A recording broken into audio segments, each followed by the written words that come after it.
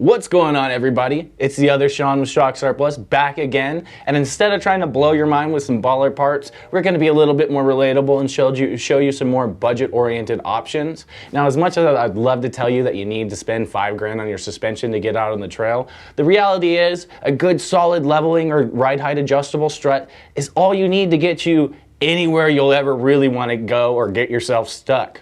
Now, if you've done your research, you've probably seen the Bilstein 5100 and the Old Man Emu Nitrochargers sports.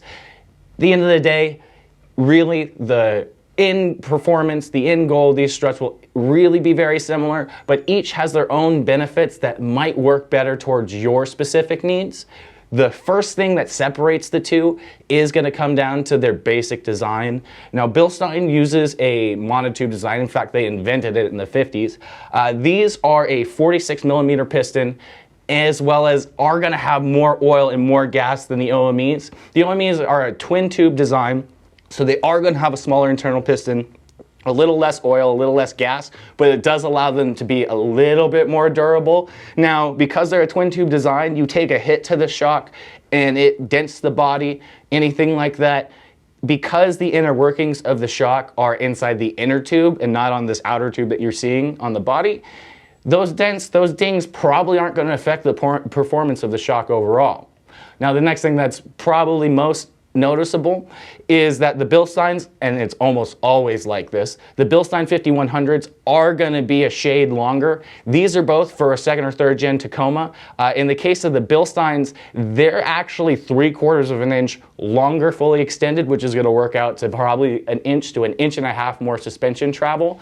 The next thing you're going to notice about them is the Bilsteins are circlip ride height adjustable. So they have grooves cut into the body. You move that lower mount under the spring and retain it with the circlip, and you can use your factory spring to get you the lift you want, or you can pair them with a lift spring and set them at the lowest setting to get the height you want, and then later, if you do add some weight, you can come up a circlip groove.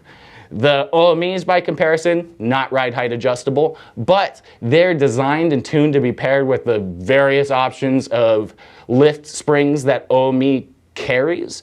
Now, OME has various lengths, various spring rates and on their springs, and they also have various tunes on their struts to better cope with the weight you have in your vehicle or the kind of driving and the feel you like out of the truck. The Bilsteins, by comparison, they are going to be digressively valved, and you're only going to get that one tune out of them. So, bottom line, what does that mean for you, and what's the best option for you? If you don't have a ton of weight built into your truck, you're not throwing on a ton of bumpers, winches, armor, you're not carrying a lot of overlanding gear, and you're just looking for something comfortable that'll work on your daily drive and get you where you need to go on the trail, Bilstein 5100s, all the way, they're going to probably be your best bet. If you have a lot of weight in bumpers, winches, other components, you're carrying a lot of overlanding gear, you have a rooftop tent, you have all that stuff, maybe the OMEs are probably going to be your better option because they are going to have tunes and springs available for the additional weight you have built into your truck. Now, can you go wrong with either? No, but I do think for something heavier, OME is going to be the way to go. If you have any questions about these parts, any other struts we have on our site, or any other shocks that might tickle your fancy, give us a shout in the comments below or reach out to us on our website, shocksurplus.com.